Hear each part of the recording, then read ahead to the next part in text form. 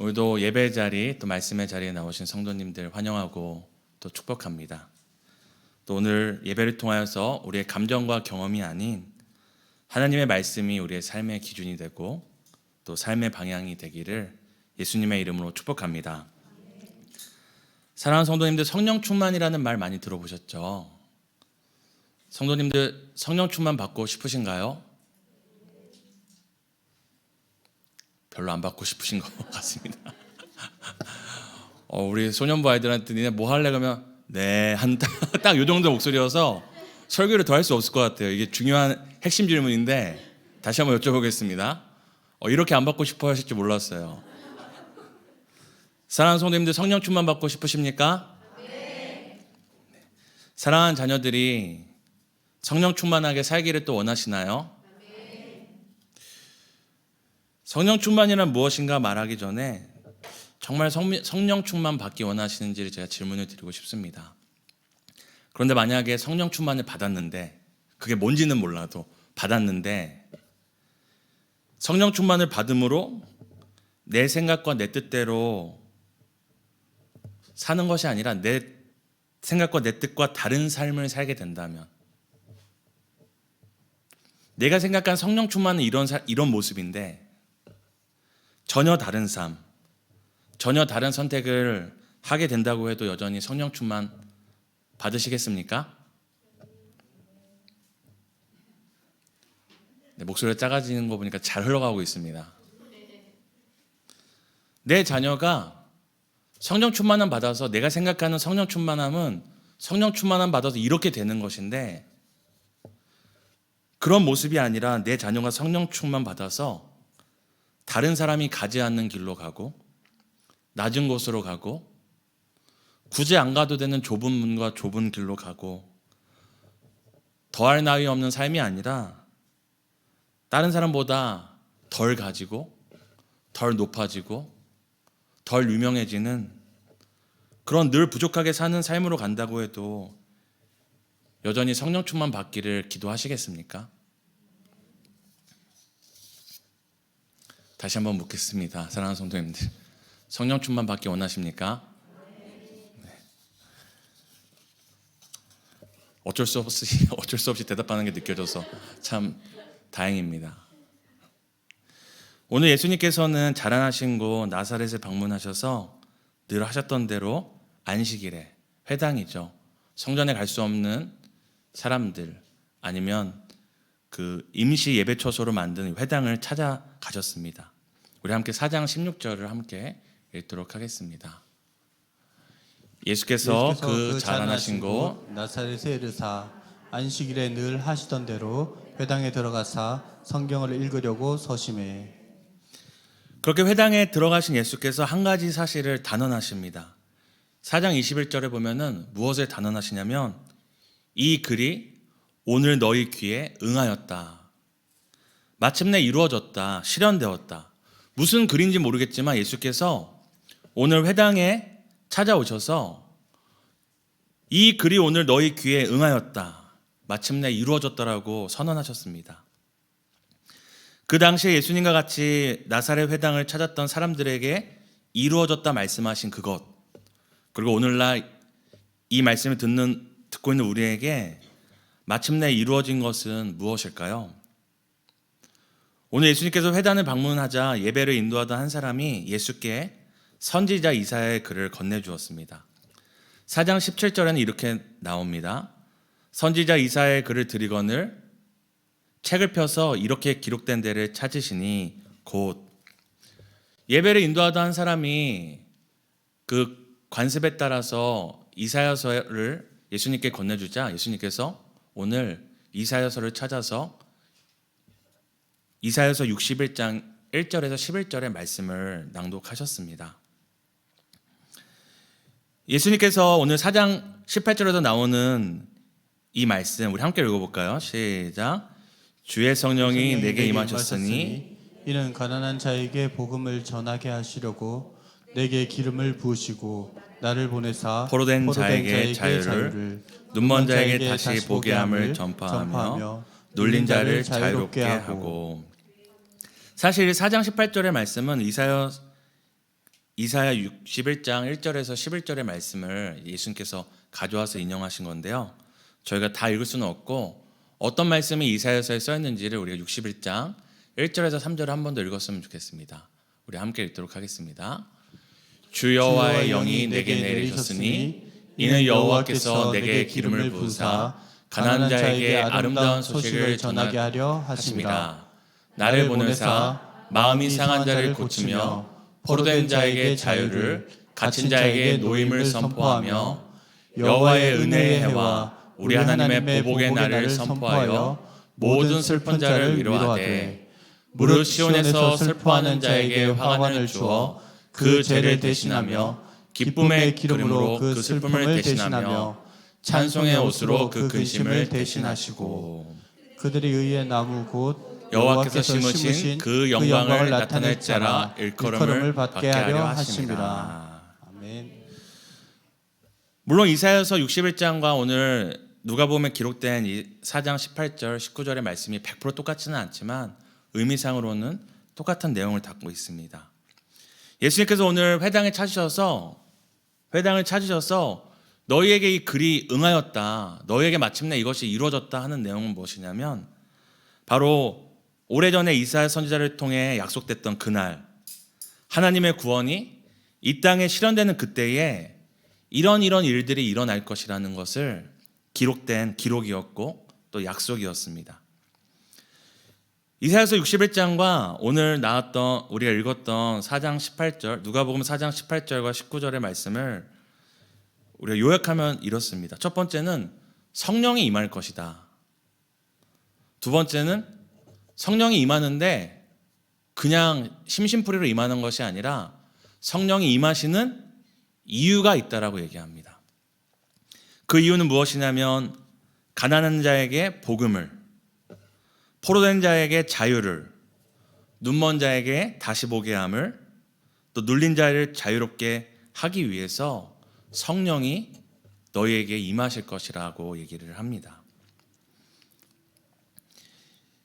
성령이 임한다는 것을 성경에서 여러 가지로 표현하지만 누가복음 4장 1절과 또 4장 14절에 보면은 어떤 식으로 표현되냐면요. 우리 함께 읽어볼까요? 누가복음 4장 1절입니다. 예수께서 충만함을 입어 요단강에서 돌아오사 광야에서 40일 동안 성령에게 이끌리시어. 성령의 충만함을 또 성령의 이끌림으로 표현되기도 하고 오늘 우리가 함께 읽지 않지만 4장 14절에서는 누가복음 4장 14절에서는 예수께서 성령의 능력으로 라는 표현이 나옵니다. 이를 통해 성령의 충만이란 성령의 이끌림을 받는 것이고 인도함을 받는 것이고 또한 우리가 알 수 없는 성령의 어떤 능력을 덧입는 것임을 알 수가 있습니다. 그런데 이 성령이 이렇게 능력으로 우리를 인도하시고 또 우리 가운데 충만함으로 나타나는 이유에 대해서 앞서 말씀드린 것처럼 그냥 우리가 얼마나 대단한 능력이 있는지 우리가 얼마나 대단한 사람인지 드러내기 위함이 아니라 목적이 있다라고 분명히 얘기를 합니다. 그 목적을 아까 제가 요약했지만 하나하나 살펴봤으면 좋겠습니다. 성령이 임하시는 이유가 무엇인가? 첫 번째는 가난한 자에게 복음을 전하기 위함입니다. 이 가난함은 단순히 우리가 생각하는 돈이 없고 그리고 삶이 형편이 어려운 것을 포함하지만 만약에 이 성령 충만함을 통해서 그냥 돈 없는 사람, 형편이 어려운 사람들만 에게 전해지는 복된 소식이라 한다면 부자들은 이 복된 소식이 필요 없는 것일까요? 여기서 얘기하는 가난함은 성령 충만함으로 통해 전해지는 이 복된 소식 그리고 이 복된 소식의 대상인 가난함은 단순히 갖지 못한 가난함뿐만이 아니라 우리의 가난함도 해결하시지만 더 불쌍한 가난함 무엇입니까? 가졌지만 채워지지 않는 가난함입니다. 우리가 돈이 없는 것도 불쌍한 것이죠. 돈 없는 게 자랑이 아니죠. 돈 없어서 삶이 어렵고 형편이 어려운 게 어떻게 자랑이 되겠습니까? 그런 돈이 없어서 형편이 어렵고 삶이 어려운 것도 하나님께서 그들의 필요를 채워주시겠다라는 복된 소식을 주시지만 그것보다 사실 더 불쌍한 것이 있습니다. 많이 가졌는데 가난한 것입니다. 분명히 남부럽지 않게 많이 갖고 남에게 자랑할 만큼 많이 가졌는데도 늘 마음 가운데 난 뭔가 부족해. 나는 뭔가 없는 것 같아. 나보다 없는 사람들보다 항상 나보다 많이 가진 사람들 보면서 자신을 늘 불쌍하게 여기고 부족하게 여기고 자기 연민에 빠져 사는 사람들, 그런 사람들조차도, 그런 사람들이 가진 그런 마음의 가난함조차도 해결하는 복된 소식을 전하기 위함이라고 합니다. 두 번째는 무엇입니까? 포로된 자에게 자유를 주기 위해 성령 충만이 임한다고 얘기합니다. 실제적으로 그 당시에 포로들도 있었고 또 그 당시에 종으로 사는 사람들도 있었습니다. 실제적인 포로와 종들에게도 자유를 주기 위한 성령 충만함이지만 이런 사람들만큼 또 불쌍한 사람들이 있었습니다. 어떤 사람들입니까? 세상의 것들에 포로된 사람들입니다. 돈의 주인으로 부름받았는데 돈의 종이 되어버렸고, 다스리는 자로, 통치자로, 하나님의 형상으로 부름받았는데 세상의 만물의 포로가 되어서 그것에 이리저리 끌려다니는 이 포로된 자들에게 자유를 주기 위해 또 성령 충만함을 허락하신 것입니다. 또한 눈먼 자에게 다시 보게 함을 위하여 성령 충만함을 허락하신 것인데, 우리가 아는 것처럼 예수님께서는 실제적으로 눈먼 자들을, 태어날 때부터 소경된 자들을 보게 하셨죠. 하지만 태어날 때부터 소경되고 눈먼 자들만큼 또 불쌍한 사람들이 누굽니까? 눈이 있는데도 보지 못하는 사람들입니다. 태어날 때부터 아니면 어떤 사고에 시력을 잃은 사람들도 너무나 안타깝지만 생각해 보십시오. 우리가 병원에 갔는데 눈에 아무 이상이 없습니다. 아무리 검사해도 아무 이상도 없고 멀쩡한데 보이지 않는 것입니다. 이 사람들이, 눈이 있어도 보지 못하는 자들이 더 안타깝고 불쌍한 자들입니다. 그리고 단순히 육체의 시력뿐만 아니라 눈이 있어도 보지 못하는 영적인 질병, 그리고 세상에 눈이 멀어서 정말 봐야 할 것을 보지 못하고 정말 주목하여 시선을 둬야 될 것에 시선을 두지 못하는 이 눈먼 자들을 다시 보게 하기 위하여 성령 충만함을 주시는 것입니다. 그리고 눌린 자를 자유롭게 하기 위하여 성령 충만함을 주신다고 하는데, 이 눌린 자는 이 다른 말로 이 번역을 보면은 탄압받거나 상처 입은 자들에게 자유를 주기 위함이라고 얘기를 합니다. 이 당시에도 탄압받는 지위계층이 있었기 때문에 탄압받는 자들이 있었지만, 그런 사람들뿐만 아니라 자신이 받은 상처, 그거에 몰두되고 내가 받은 상처에만 집중하여서 항상 자기를 피해자로 여기고 항상 자기를 불쌍하게 여기는 그런 사람들조차도, 그런 사람들까지도 자유하게 하기 위하여 성령 충만을 주시는 것이다라고 오늘 본문을 살펴보면 우리가 알 수 있습니다. 그리고 마지막 4장 19절에는 뭐라고 얘기 나오냐면, 이런 은혜들, 이런 역사들이 시작되었음을, 주의 은혜를 전파하게 하려 하심을 위하여 성령 충만함을 주시는 것이라고 얘기를 합니다. 우리가 자칫 잘못 이 본문을 읽으면 마치 예수께서 다 행하셨던 일들이잖아요. 그러니까 예수님이 이런 일들을 우리에게 행하시려고, 앞서 예수님께서 성령 충만함 받았다고 얘기했고 성령의 능력을 받았다고 했고 성령의 이끌림을 받았다고 얘기를 했잖아요. 그래서 예수님께서 우리에게 이런 일을 행하시려고 성령 충만함을 받으셨구나라고 얘기할 수 있지만, 우리가 이런 오해로 살까봐 사도행전 1장 8절에는 이렇게 분명하게 얘기하고 있습니다. 우리 함께 사도행전 1장 8절을 함께 읽겠습니다. 오직 성령이 너희에게 임하시면 너희가 권능을 받고 예루살렘과 온 유대와 사마리아와 땅 끝까지 이르러 내 증인이 되리라 하시니라. 아멘. 오늘 예수께서 성령 충만함을 받으면, 성령 충만함을 주는 이유가 이것이다, 그리고 이 성령 충만함을 받으면 이런 일들이 일어난다라고 말씀하실 때, 단순히 우리를 향하여서 너희가 이런 은혜를 받을 것이다, 이런 수혜를 입을 것이다 라고 얘기하는 것이 아니라, 오늘 사도행전 1장 8절에 뭐라고 얘기하죠? 너희가 성령 충만함 받아서 이런 일들을 이런 일들의 증인으로 살아가야 한다고 얘기합니다.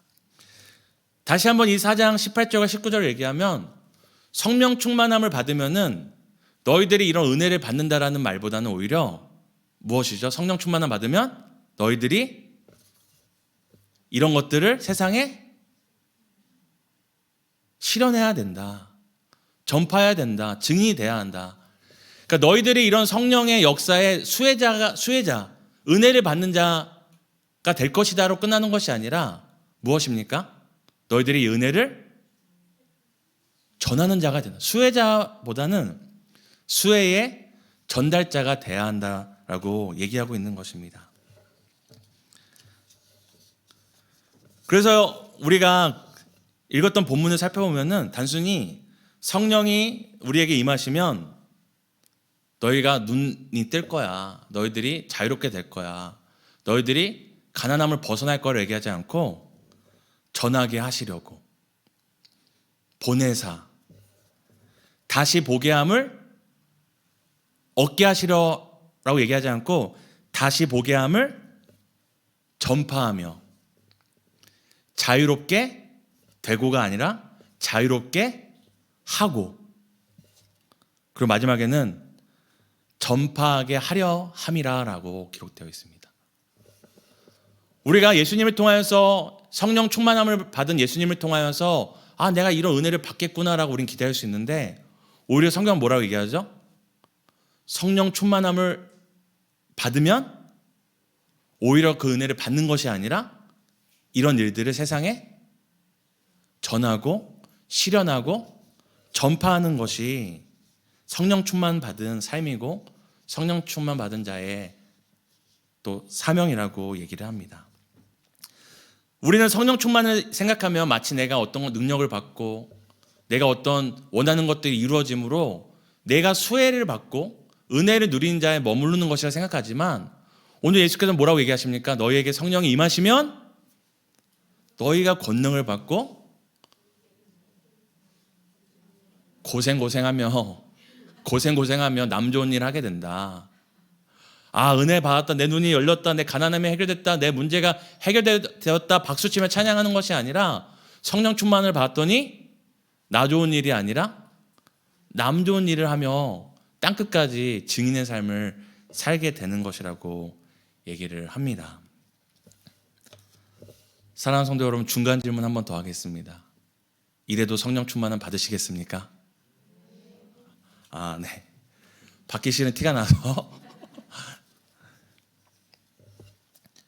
성령 충만함을 받으면 우리는 그저 우리가 원하는 것들, 어떤 우리가 능력을 받아서 내가 이룰 수 없는 어떤 우월한 지경에 내 힘으로는 도저히 오를 수 없는 특별한 삶에 내 힘으로서 해결할 수 없는 인생의 문제들을 뛰어넘는 것들을 누리는 것을 성령 충만이라고 생각할 수 있지만 오늘 성령이 얘기하는 성령 충만함은 무엇입니까? 성령이 우리에게 임하면 어떤 일이 일어납니까? 나 좋은 일이 하는 것이 아니라 남 좋은 일, 가난한 자들을 위한 일, 눈먼 자들을 위한 일, 포로된 자를 위한 삶, 그리고 탄압받는 자들을 위한 삶을 살아가는 것이 성령 충만한 삶이라고 얘기를 합니다. 사도 바울이 유명한 예죠. 사도 바울은 성령에 충만한 사람이었습니까? 안 충만한 사람이었습니까? 충만한 사람이었죠. 근데 여전히 그의 육체적 문제를 해결받았습니까?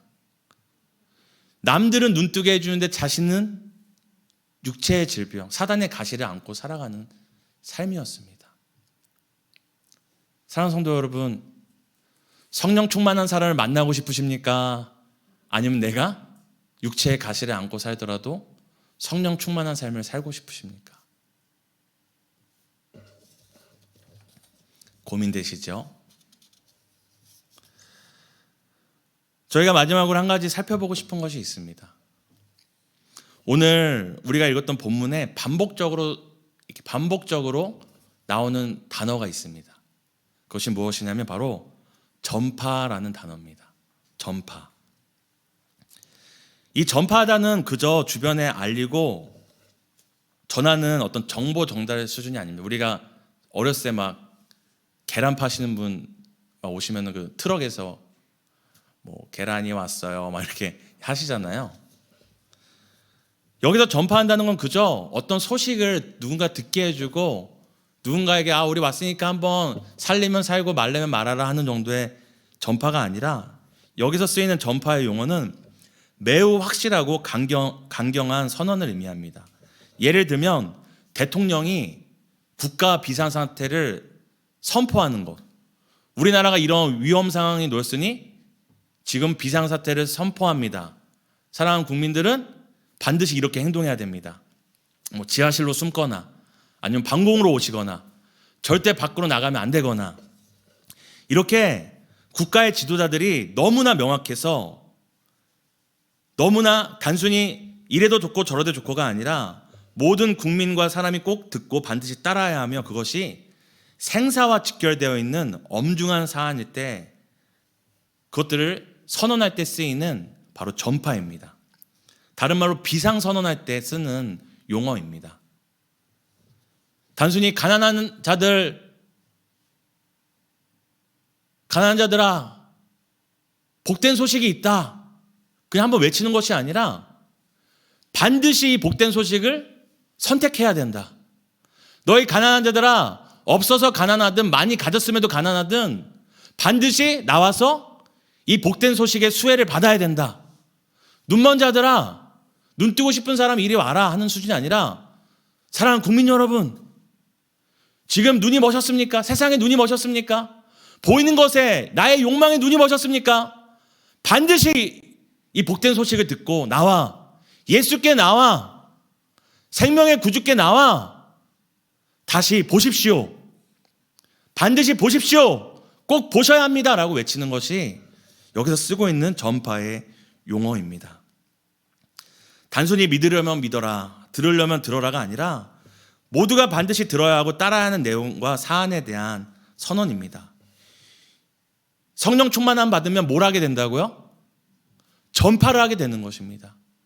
성령 충만하게 되면 그냥 내 삶이 나아지기 위해 내 삶이 이전보다 더 높은 자리, 더 많이 갖는 자리, 더 나은 자리, 내 자녀가 성령 충만함 받으면 달라진 뭔가 세상에 더 뛰어난 것이 성령 충만함이 아니라, 성령 충만함 받으면 세상을 향하여서 여기에 투자하면 돈 잘 갖는다, 여기 투자하면 성공한다, 이런 직장 가져야지 나중에 미래가 보장된다 외치는 것이 아니라, 성령 충만하면 예수께 나와야 살 수 있다.